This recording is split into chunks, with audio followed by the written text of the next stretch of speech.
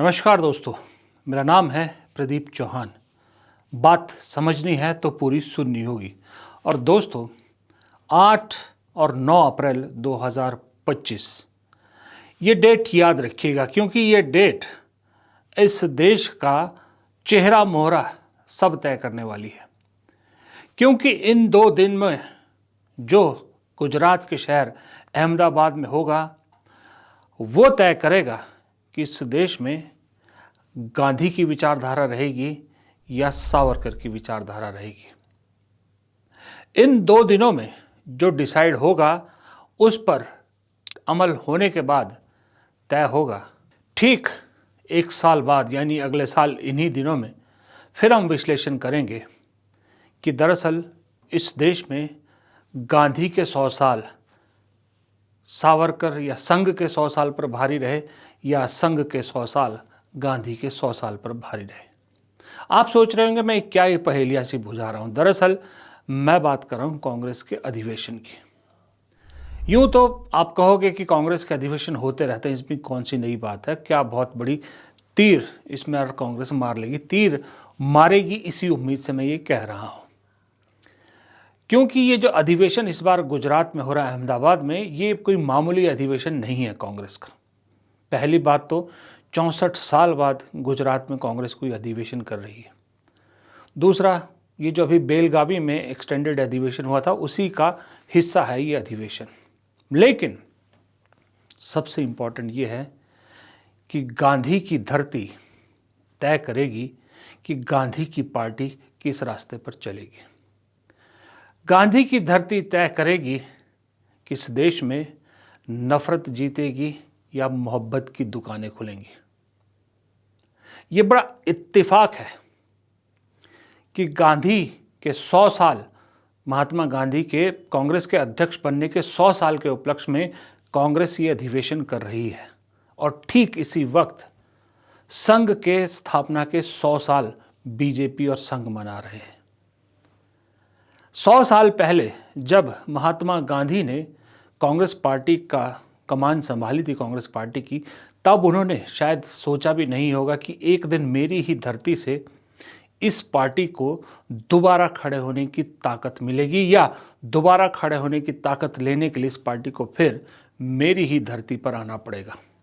और ना उन्होंने उस वक्त सोचा होगा कि जिस हिंदूवादी विचारधारा को वो तब भी गलत मानते थे, 100 साल बाद वो इतनी बड़ी हो जाएगी कि उसकी लड़ाई के लिए मोहब्बत की विचारधारा को बहुत संघर्ष करना पड़ेगा।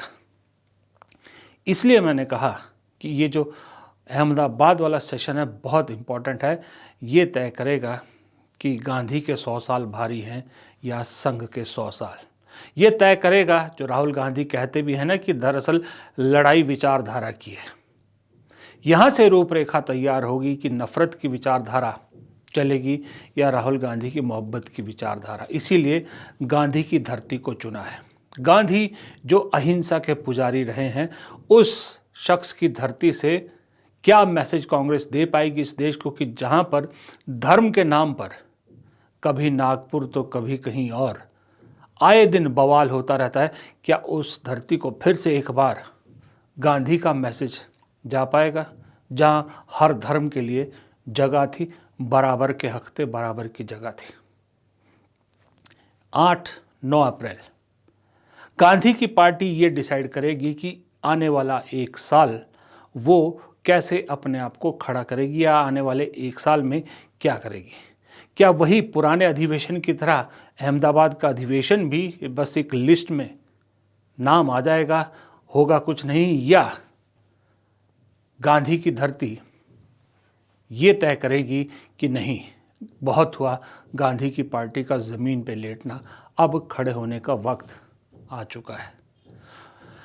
फिलहाल जो कांग्रेस में दिख रहा है, जिस तरह का कांग्रेस आजकल न्यूज़ स्पेस ले रही है, जी हाँ, पत्रकारिता में एक टर्म होती है न्यूज़ स्पेस, जिस तरह से सोशल मीडिया हो, पार्लियामेंट हो, या ना चाहते हुए भी गोदी मीडिया, सब जगह कांग्रेस न्यूज़ स्पेस ले रही है। इसका मतलब तो ये है कि दरअसल कांग्रेस ने जो पुनर्सृजन का शपथ ली है, प्रण लिया है, उसको बड़ा सीरियसली ले रही है। 3 दिन उन लोगों के साथ बैठक की गई, 3 दिन तक उन लोगों को जाना गया, उन लोगों के विचार साझा किया गया, उन लोगों में विश्वास जगाया गया जो दरअसल इस गांधी की पार्टी के खड़े रहने के लिए नींव का काम करते हैं। जिला अध्यक्ष 1970 से पहले की बात हुआ करती थी जब कांग्रेस में जिला अध्यक्ष इतना पावरफुल होता था कि वो टिकट वितरण में बहुत अहम भूमिका निभाता था। उसके बाद धीरे धीरे इसकी शक्ति कम होती गई और आज तकरीबन 55 साल बाद फिर कांग्रेस का सर्कल घूम के वहीं पहुंचा है। फिर कांग्रेस उन्हीं जिला अध्यक्षों को मजबूत करने में जुट गई है और मजबूत इतना नहीं कि थोड़ा बहुत, इतना मजबूत करने पे जुट गई कि हर ज़िला अध्यक्ष को सीईसी में शामिल किया जाएगा। सीईसी यानी सेंट्रल इलेक्शन कमेटी, जो टिकट बांटती है। टिकट बांटने वाली कमेटियों में ज़िला अध्यक्ष होंगे। इतनी अहमियत उनको बता दी गई कि आप इतने इम्पोर्टेंट होने वाले हो।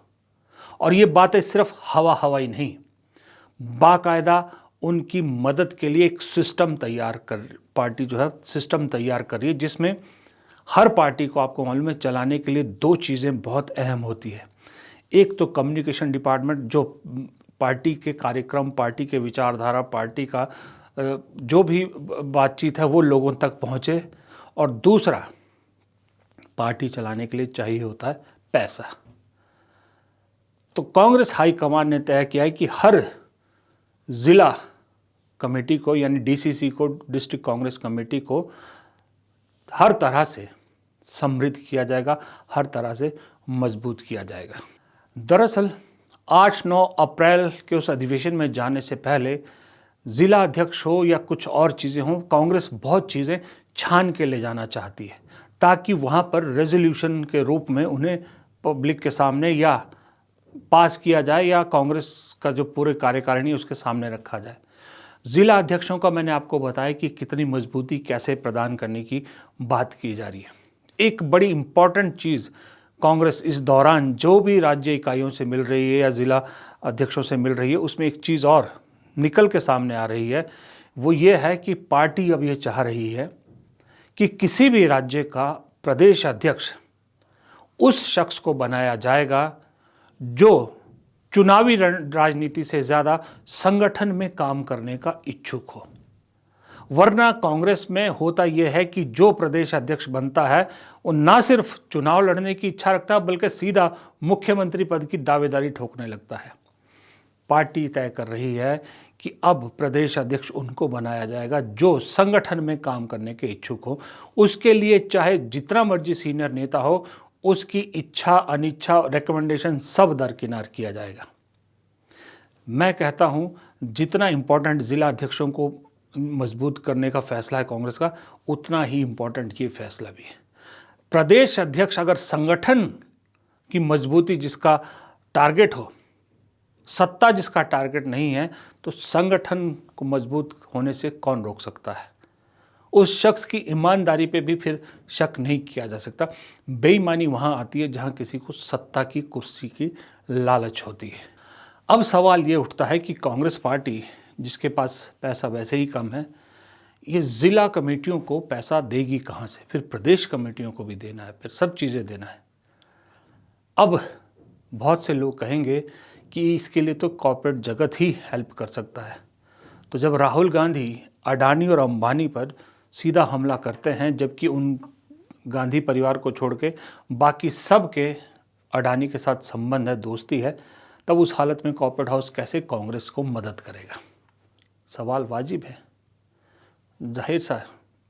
इसीलिए मुझे लगता है राहुल गांधी आए दिन जो विदेशी दौरे करते हैं, कभी अमेरिका, कभी यूके, कभी फ्रांस, जो एनआरआईज़ हैं, अब उनसे किसी तरह का मदद की उम्मीद, या कह सकते हैं हम इस तरह की उम्मीद लेकर राहुल गांधी जाते हैं।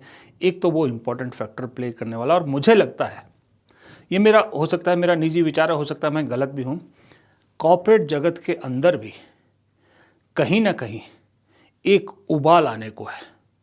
कॉर्पोरेट जगत भी इस चीज़ से परेशान हो चुका है कि दो ही लोगों की मोनोपोली चल रही है। वो बेशक खुल के कांग्रेस को समर्थन ना करे, लेकिन इनडायरेक्टली किसी न किसी वे में कांग्रेस के पास आएगा ज़रूर। छुप छुपाते आएगा, छोटे लेवल से आएगा, लेकिन धीरे धीरे आएगा ज़रूर।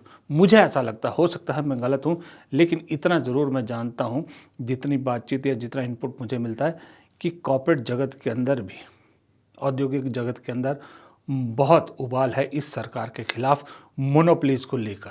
संगठन को लेकर कांग्रेस कितनी सीरियस है, या संगठन को लेकर क्या रुख कांग्रेस अपना रही है, या संगठन की मजबूती को लेकर नई पौध जो नेताओं की अब कांग्रेस में खड़ी होगी वो कैसे एक्शन मोड में आ गई है, इसका अंदाज़ा आप यूँ तो बहुत सारी जगह से लगा सकते हो, लेकिन क्योंकि ताज़ा उदाहरण सबसे हॉट बिहार है, वहाँ से लगा सकते हैं। मैं बिहार में जो है वो कन्हैया कुमार की यात्रा या फिर जो बिहार इलेक्शन को लेकर कांग्रेस की स्ट्रैटेजी है उसकी बात नहीं कर रहा। मैं एक छोटा सा एग्जांपल देता हूं आपको। ये देखिए, ये बिहार के प्रभारी कृष्णा अल्लावरू का फरमान है, जहां हर नेता को निर्देश दिया गया है कि वो अपने घर में, अपने गांव में, अपनी गाड़ी पर कांग्रेस का झंडा ज़रूर लगाएगा। यानी कांग्रेस का झंडा अगर बिहार की गली गलियों में दिख सकता है तो राजस्थान, मध्य प्रदेश, दिल्ली, हिमाचल, उत्तराखंड, उत्तर प्रदेश में क्यों नहीं दिख सकता? महाराष्ट्र, असम, यहाँ तो बिहार से कहीं ज़्यादा बेहतर स्थिति में कांग्रेस है। एक चिंगारी दिखाने की ज़रूरत होती है। दरअसल वो कहते हैं ना, मैं अकेला ही चला था जानिबे मंजिल, लोग मिलते गए कारवां बनता गया।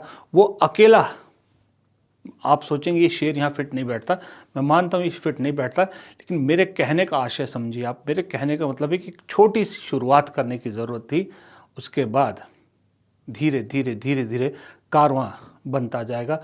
और वो चिंगारी बिहार से नहीं, वो चिंगारी फूटी थी दिल्ली से।